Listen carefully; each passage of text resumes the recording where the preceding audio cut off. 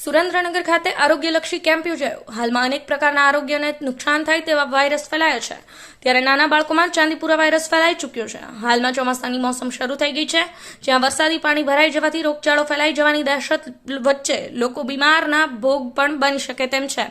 તેથી કેટલીક સંસ્થાઓ દ્વારા આરોગ્ય કેમ્પનું આયોજન કરવામાં આવી રહ્યું છે। ત્યાં લોકો હોશે આરોગ્ય કેમ્પમાં બીમારી અંગે ચેકઅપ કરાવવામાં આવી રહ્યા છે।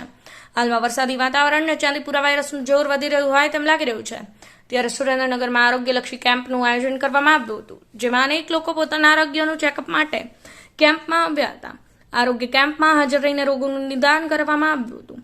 સુરેન્દ્રનગરના ખૂબ સેવાભાવી એવા સ્વર્ગસ્થ ધીરુભાઈ મથરોટિયાની તિથિ નિમિત્તે તેમના પુત્ર દ્વારા રાહત દરે સ્કેનિંગ એનાલિસિસ રિપોર્ટ કેમ્પ કરવામાં આવ્યો હતો, જ્યાં સ્થાનિક લોકોમાં પ્રમુખ જયદીપભાઈ મથરોટિયા તરફથી રિક્ષા ફેરવીને તથા સભ્યો દ્વારા સોશિયલ મીડિયામાં બહોળા પ્રમાણમાં પ્રચાર કરવામાં આવેલ પ્રસિદ્ધના ફળ સ્વરૂપે 139 લોકોએ લાભ લીધો હતો।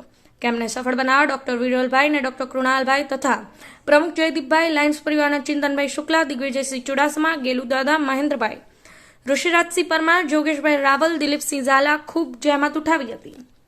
બ્યુરો રિપોર્ટ, સમય 24 ન્યૂઝ, સુરેન્દ્રનગર।